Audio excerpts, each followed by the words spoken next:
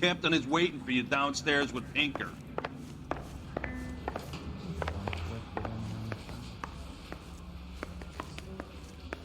Guy gave his wife a tap. Stay all fair and loving and warm. That's that cop. Seems like a decent guy. Drove me up to Wall Calling? Maybe it's a neck. If you were twice as smart, you'd still be stupid.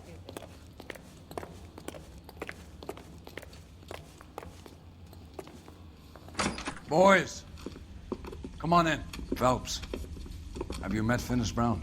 Pleased to meet you, sir. This information is confidential and doesn't leave this room. The new letter was left in the back seat of a cab. The driver thinks it was put through the window and not left by a customer. We're checking all the fares back 24 hours regardless. Good.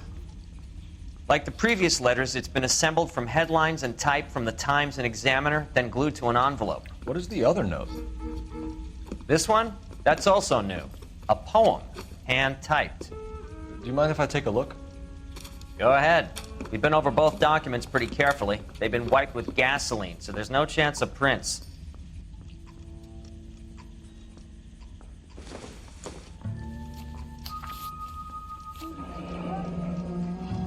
Heap upon thy soul by virtue of this curse.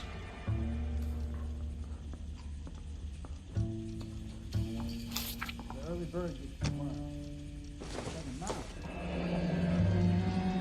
That's the message from the Celine Henry case. That's why we called you in. You think it's original? Not unless he's a genius. You like this nut job's poem? No, I like Shelley. It was written at least 100 years ago. Shelley. Sure, I knew that. You see, Finis? I told you this lad was a bright boy. Sure, but what has it got to do with the case? Prometheus Unbound. Prometheus was a titan, a superhuman character who defied the gods to bring fire to humanity. The Dahlia guy believes he's Superman. Your guess is as good as mine. One thing for sure is that he's educated.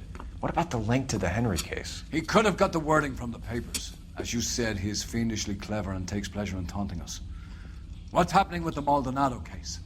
We have the husband in custody. We haven't interviewed him yet. Well, upstairs then, lads, and see if we can break him.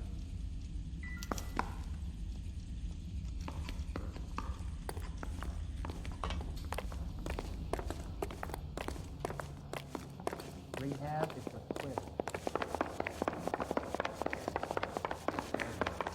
Arthur or Green? I don't know who these was. Isn't that the cop who caught the guy that was pretending to be dead? Improved your attitude, Angel? What do you want me to say?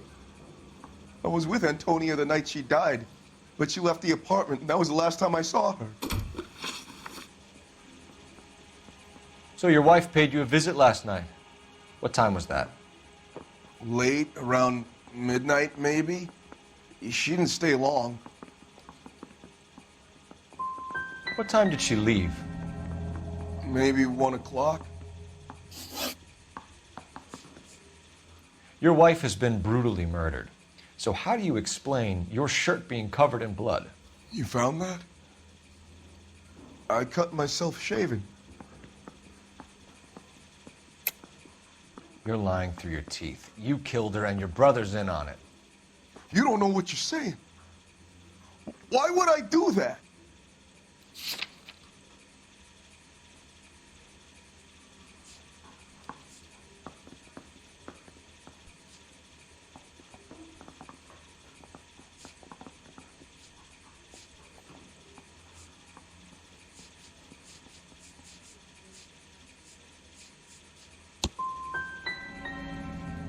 Hippolito's my brother, but he would never lie for me about killing Antonia. He knows he'd go to hell for that.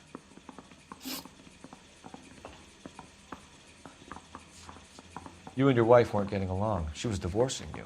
Is that why you killed her? We fought, yeah, but we weren't getting a divorce. I don't believe you, Angel. She'd been granted a decree nisi. She pushed you too far and you lashed out. I told you, I wouldn't accept a divorce.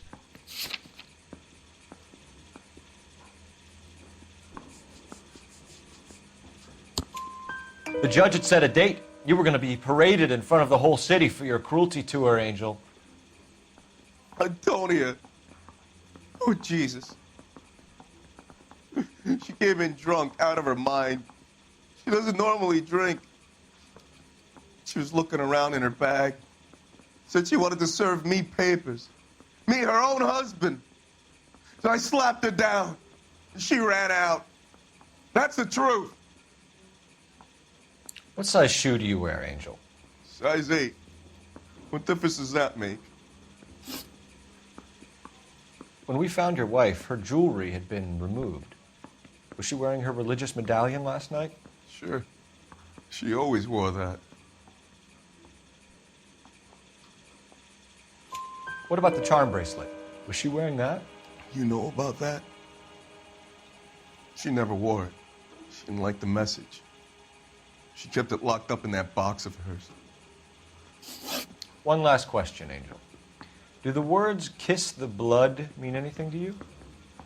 No. Sounds sick to me. You're not in the clear by any means, Angel. You're going back into a cell. You should think about whether you have anything else you need to share with us. Little twist. She was 13 if she was a day. You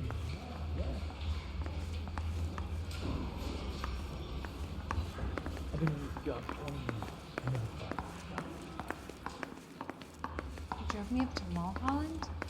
You needed some neck. You really think I'm gonna squeal?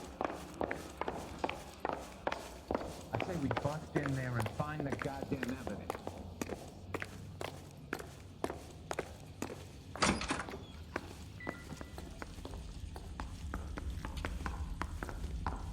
Rehab, it's a quit. This guy's got a screw loose.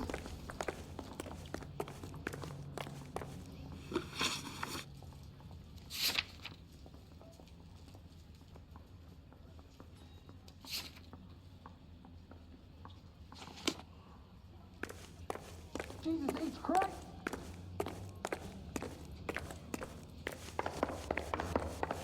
It's 1947, not 1927. That's Of course like a girl can ask a fella out. Seems like a decent guy. The early bird gets the worm. The second mouse gets the cheese.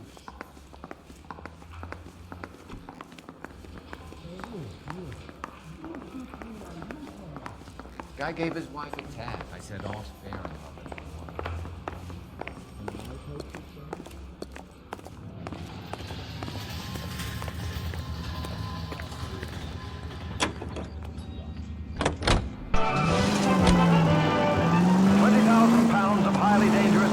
Sodium, head for destruction in Lake Lenore, Washington. The government surplus chemical ignites and explodes when wet. The alkali lake is devoid of fish and forms an admirable disposal spot. A 3,500-pound container of sodium drifts into the lake and crashes through a foot of ice. As the water seeps in, smoke rises through a series of muffled explosions. The acrid clouds billow several thousand feet over the steep sides of the lake. Disposal of the chemical by the war. Give me a break! It's made necessary because no public carrier will accept it for transportation to a purchaser. One after another, with varying effects, the containers go up with spectacular results as water and sodium meet.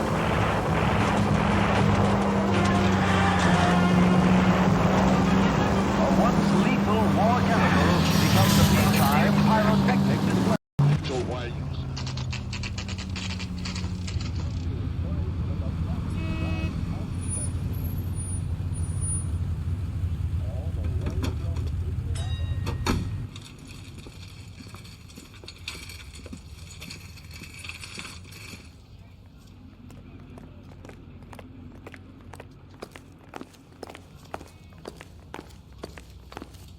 Are you working Friday night? We should go out afterwards.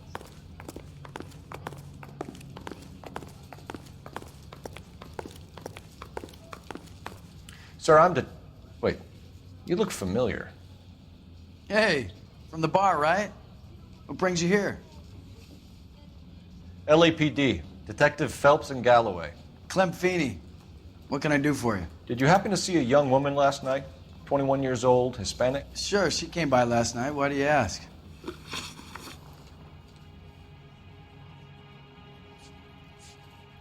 Where did she go from here? She wanted a cab, but I couldn't get her one. I was about to offer to drive her, but a car pulled up and she got into that. Can you describe the car? Brown Ford Coupe, I think. She seemed to know the guy. She was wearing a necklace? I didn't notice. You weren't paying attention, Feeney? Hey, you're getting the wrong idea. What about a charm bracelet? No, can't say I noticed that. The young lady arrived around midnight? Yeah, something like that. Used the phone for a cab and then left. You already knew Mrs. Maldonado, didn't you, Clem? Sure, I met her before. She seemed like a nice lady. Her husband went apeshit one day when he caught me talking to her. She had me back until last night. Do you mind if we look around? Why would you want to do that? Because we say so. I guess you can. Don't you have to get a court order or something? I have rights. Clem? Shh. I got a call back for that Universal Chorus line.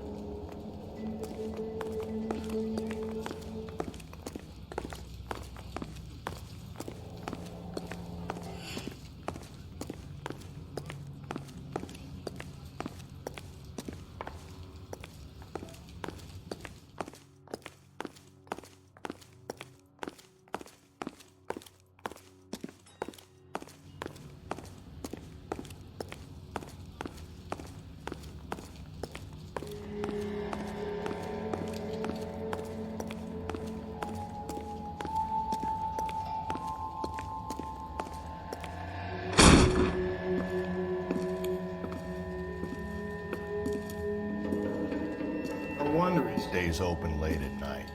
People have to get their vitamins. Check through this stuff before we get back out there.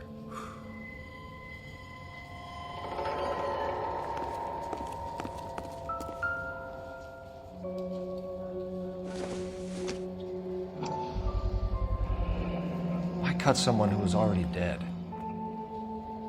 It's a typical power thing. Once the stiff is dead, the creep usually feels they can do whatever they like.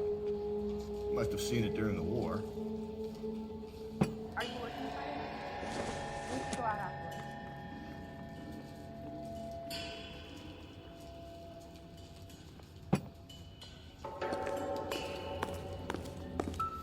So what are we hiding in here? This thing needs a combination.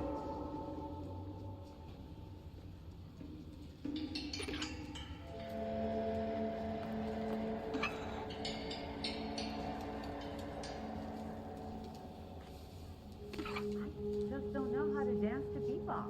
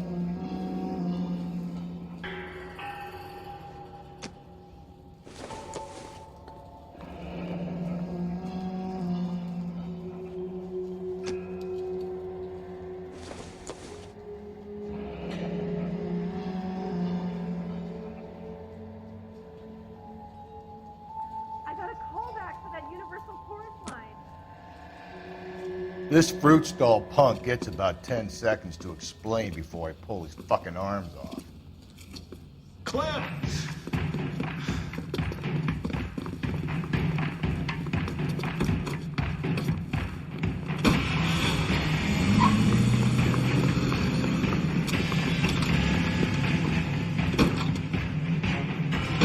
God damn it, get after him, Cole! How I'll try to shoot out his tires. Wish me luck.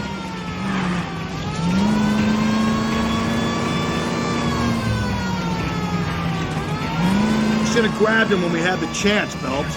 When we had the chance, we didn't know he was our guy.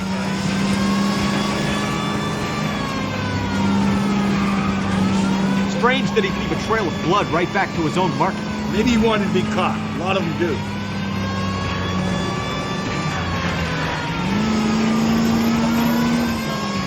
Phelps, you gotta get me closer. It's almost too perfect, isn't it? There's no such thing as too perfect. Hit him! Clean this asshole off the road. Keep it steady and I'll try to bust his tires.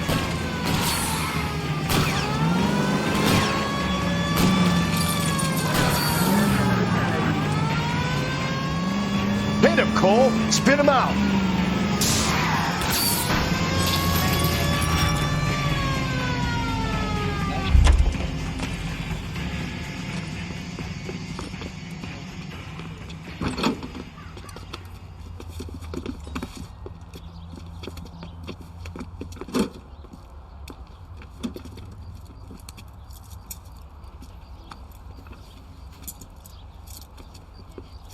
You're a sick man, Clem. You need help.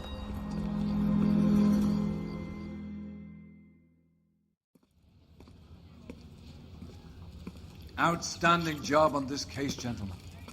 The poor woman can now rest in peace. I'll pay the fiend a personal visit myself and remind him that crime in this city does not go unpunished. When they finish with him at the receiving hospital, we'll have him up before the grand jury. I have a meeting this afternoon with the mayor, lads. I'll be sure to mention your names. Now, on your way.